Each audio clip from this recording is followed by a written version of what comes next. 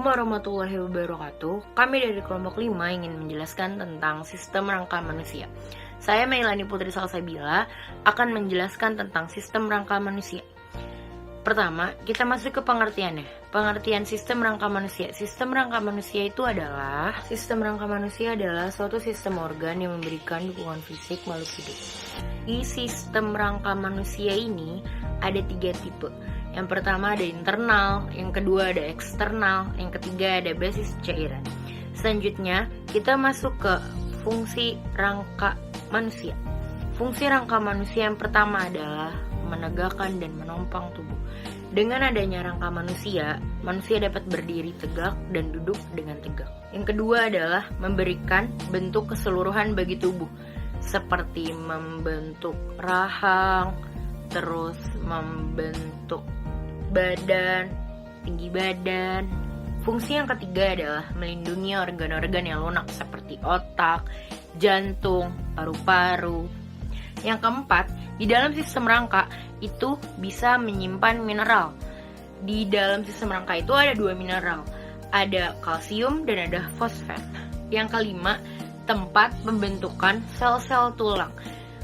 Melalui sumsum tulang akan membuang sel-sel yang sudah mati dan akan membentuk sel-sel yang baru. Selanjutnya, kita masuk ke bagian rangka manusia. Bagian rangka manusia yang pertama itu ada bagian kepala, ada bagian tubuh, dan yang ketiga ada bagian anggota gerak. Kita akan masuk dan akan menjelaskan ke yang pertama dulu, yaitu bagian kepala atau tengkorak.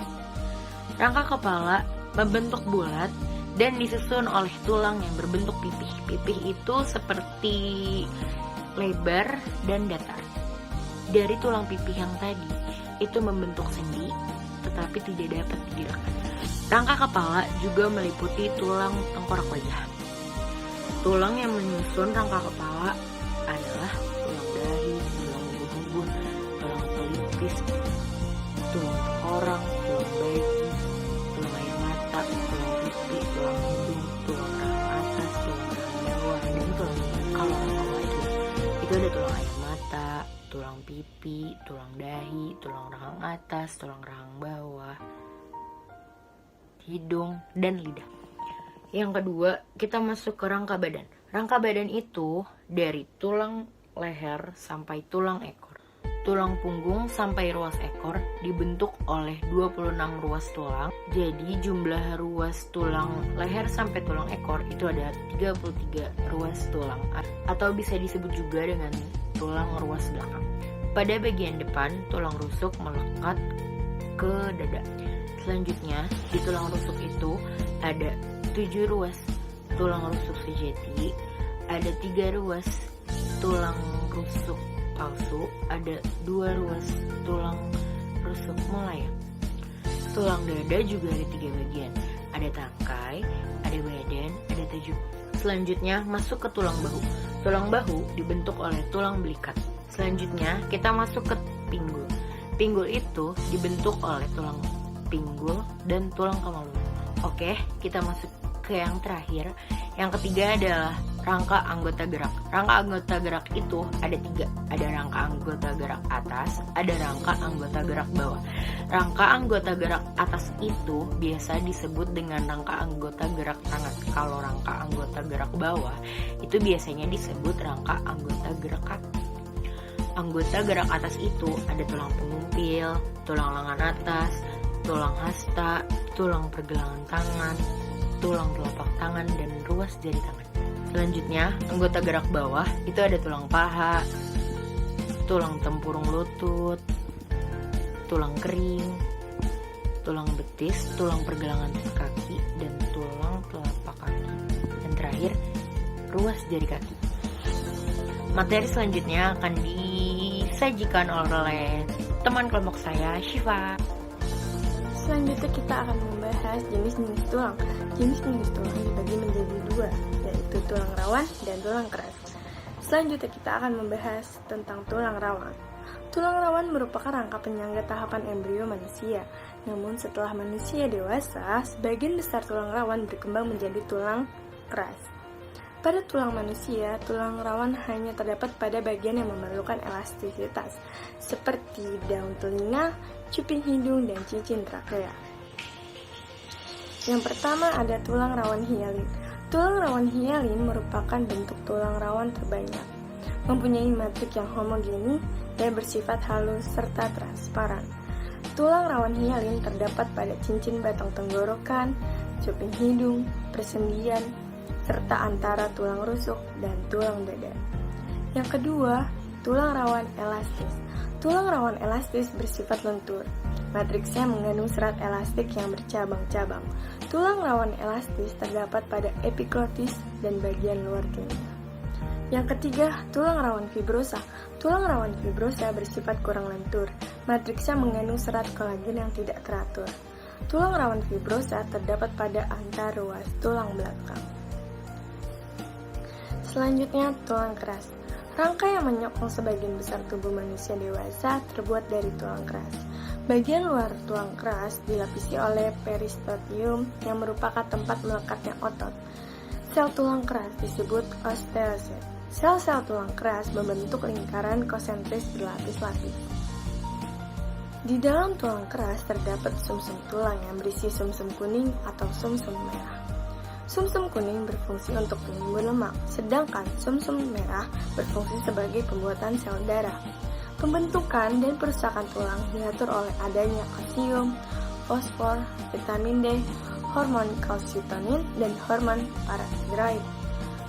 Berdasarkan sifat matriksnya, tulang keras dibedakan menjadi dua, yaitu tulang kompak dan tulang spons. Tulang kompak. Tulang kompak merupakan tulang dengan matriks yang bersifat padat dan rapat, misalnya lapisan luar tulang pipa. Dan yang kedua, tulang spons. Tulang spons memiliki matriks berongga, misalnya tulang pipih dan tulang pendek. Selanjutnya kita akan membahas bentuk tulang pada manusia. Tulang-tulang yang menyusun tubuh kita sangat banyak jenisnya. Berdasarkan bentuknya, tulang kita dapat dibedakan menjadi 4. Yang pertama, tulang pipa. Yang kedua, tulang pendek. Yang ketiga, tulang pipih. Dan yang keempat, tulang tidak beraturan. Yang pertama, kita akan membahas tentang tulang pipa. Tulang pipa ini memiliki bentuk sesuai namanya, berbentuk pipa. Tulang ini memiliki bentuk memanjang dan tengahnya berlubang. Contohnya adalah tulang paha, tulang betis, tulang ruas jari, dan tulang lengan. Yang kedua ada tulang pendek. Tulang pendek memiliki bentuk sesuai dengan namanya, berbentuk pendek. Tulang ini bisa menahan beban yang berat. Contohnya adalah tulang pergelangan tangan, ruas tulang belakang, tempurung lutut, telapak tangan, dan telapak kaki. Yang ketiga, tulang pipih. Tulang ini memiliki bentuk pipih dan seperti plat. Contoh dari tulang pipih adalah tulang belikat, tulang panggul, tulang penyusun tengkorak, tulang rusuk, dan tulang dada. Dan yang keempat, tulang tidak beraturan. Tulang ini merupakan gabungan dari beberapa bentuk tulang. Contohnya adalah tulang wajah dan tulang yang terdapat pada ruas-ruas tulang belakang. Baik, selanjutnya kita akan masuk ke persendian. Apa sih persendian itu? Tulang-tulang pembentuk rangka manusia yang saling berhubungan satu dengan yang lain. Hubungan antara tulang-tulang ini disebut sendi atau artikulasi. Tulang-tulang pada sendi tetap berada di tempatnya dan diikat oleh jaringan ikat sendi atau ligamen. Adanya ligamen memungkinkan terjadinya gerakan dan untuk membatasi gerakan. Berdasarkan sifat geraknya, sendi dapat dibedakan menjadi 3, yaitu yang pertama ada sinatosis. Sinatosis adalah persendian di mana tulang tidak mengalami pergerakan. Persendian sinatosis dibagi menjadi 2. Yang pertama, sinatosis sikondrosis, yaitu sinatosis yang dihubungkan oleh tulang rawan. Contohnya antara ruas tulang belakang, tulang rusuk, dan tulang dada. Dan selanjutnya yaitu sinatosis sinfibrosis. Sinatosis sinfibrosis adalah sendi yang dihubungkan oleh jaringan ikat. Contohnya adalah antar tulang tengkorak. Yang kedua adalah amfiososis. Amfiartrosis atau sendi kaku adalah sendi yang hanya memiliki sedikit gerakan yang dihubungkan oleh tulang rawan. Contohnya adalah tulang belakang dengan tulang rusuk.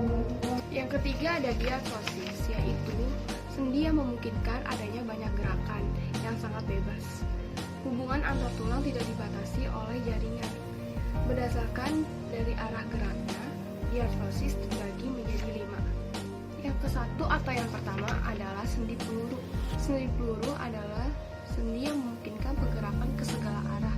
Contohnya, lengan atas dengan tulang belikat, tulang paha dengan tulang pinggul. Yang kedua adalah sendi putar. Sendi putar ya adalah persendian yang memungkinkan adanya gerakan putar atau rotasi pada satu poros. Contohnya tulang atas dengan tulang tengkorak, tulang lengan atas dengan lengan bawah. Yang ketiga adalah sendi geser atau sendi luncur, yaitu persendian yang memungkinkan pergerakan seperti menggeser. Contohnya pergelangan tangan, pergelangan kaki. Yang keempat adalah sendi pelana, yaitu persendian yang memungkinkan pergerakan seperti orang naik kuda, pergerakan bebas. Contohnya ada di tulang telapak tangan dengan jari-jari tangan, telapak kaki dengan jari-jari kaki. Yang kelima adalah sendi engsel, yaitu persendian yang memungkinkan pergerakan satu arah seperti engsel. Contohnya sikut, lutut, ruas antar jari. Selanjutnya gangguan pada rangka. Gangguan pada rangka manusia dapat terjadi karena adanya gangguan secara fisiologis, gangguan persendian, dan gangguan kedudukan tulang belakang. Yang pertama kita akan bahas tentang gangguan fisiologis. Gangguan fisiologis pada tulang dapat disebabkan oleh kelainan fungsi hormon dan vitamin.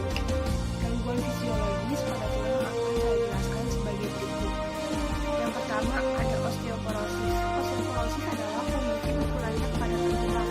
Hal ini menyebabkan tulang menjadi keropos dan mudah patah.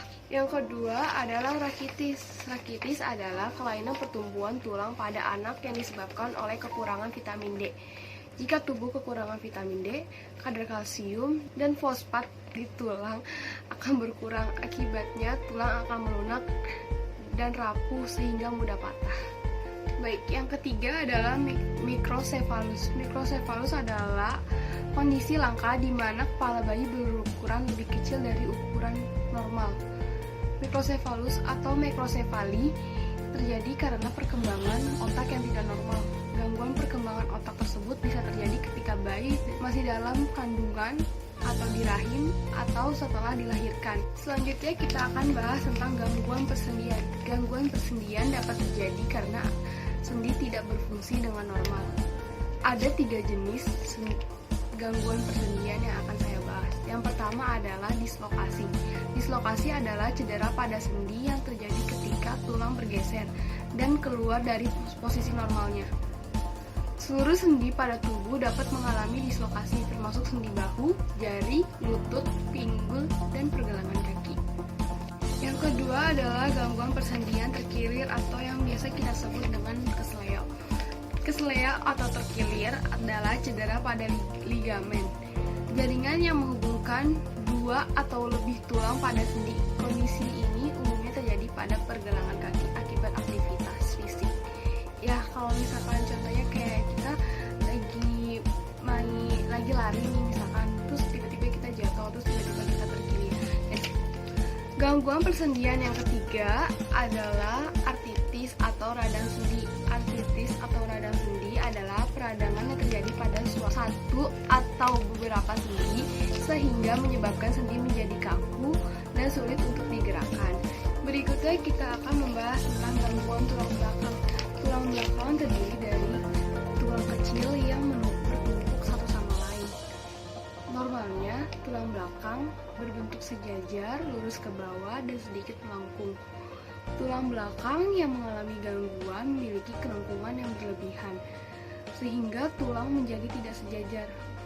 Gangguan tulang belakang dikelompokkan menjadi 3, yaitu yang pertama adalah skoliosis. Skoliosis merupakan kelainan tulang belakang di mana tulang melengkung ke samping secara tidak normal. Lengkungan tulang ini biasanya berbentuk S atau C. Gangguan tulang belakang yang kedua ada kifosis. Kifosis adalah kelainan tulang belakang yang menyebabkan punggung bagian atas bengkok secara tidak normal. Idealnya tulang belakang memiliki kelengkungan antara 25 sampai 45 derajat. Namun pada penderita kifosis, kelengkungan tulang belakang bisa mencapai 50 derajat atau lebih.